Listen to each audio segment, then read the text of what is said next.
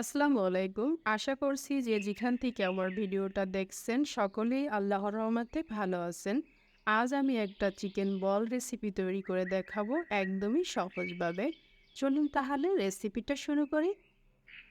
এখানে আমি 420 গ্রাম মুরগির বুকের মাংস ছোট করে কেটে নিয়েছি।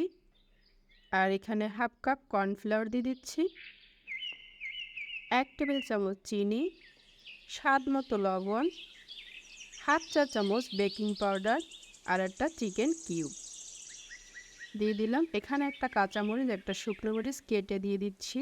এখানে এক টুকরো লেবুর রস 1 টেবিল চামচের মতো হবে। এটাকে এখন আমি ভালো করে মিক্স করে নিচ্ছি।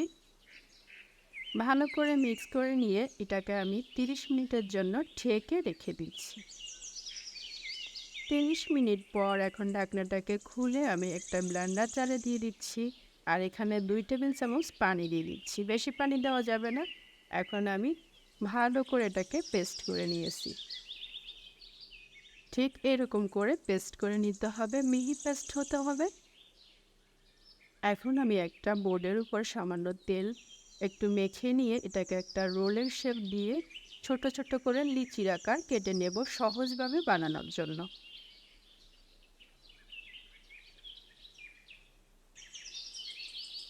হাতে ঘুরিয়ে নিচ্ছি, বলের আকার করে নিচ্ছি।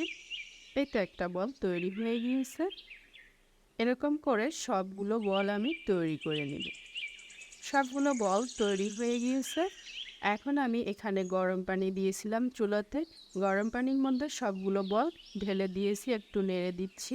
3 মিনিটের জন্য আমি এই বলটাকে গরম পানির মধ্যে রান্না করেছি। এখন গরম পানি থেকে তুলে বরফ ঠান্ডা পানিতে ঢেলে দিলাম। বরফ ঠান্ডা পানিতে 15 মিনিটের জন্য আমি ভিজিয়ে রাখবো। 15 মিনিট পরে আমি বলটাকে একটু দেখিয়ে দিচ্ছি কেটে। এই তো কেটে নিলাম। বেশ সুন্দর হয়েছে আমার চিকেন বড়টা, স্পঞ্জি। এখন আমি তেলে ভেজে নিচ্ছি। আপনি চাইলে হালকা তেলে ভাজি নিতে পারেন। আমি একটু বেশি তেলের মধ্যে ভেজে নিচ্ছি, হালকা ব্রাউন করে। বেশি ব্রাউন হলে কিন্তু এটা ভালো হবে না, হালকা ব্রাউন করে ভেজে নিতে হবে। আপনি চাইলে শ্যালো ফ্রাই করেও নিতে পারেন। তুলে নিচ্ছি, সস দিয়ে পরিবেশন করতে পারেন। আমার ভিডিও যদি ভালো লাগে থাকে প্লিজ একটা লাইক দিয়ে দেবেন, একটু শেয়ার করে দেবেন। আল্লাহ হাফেজ।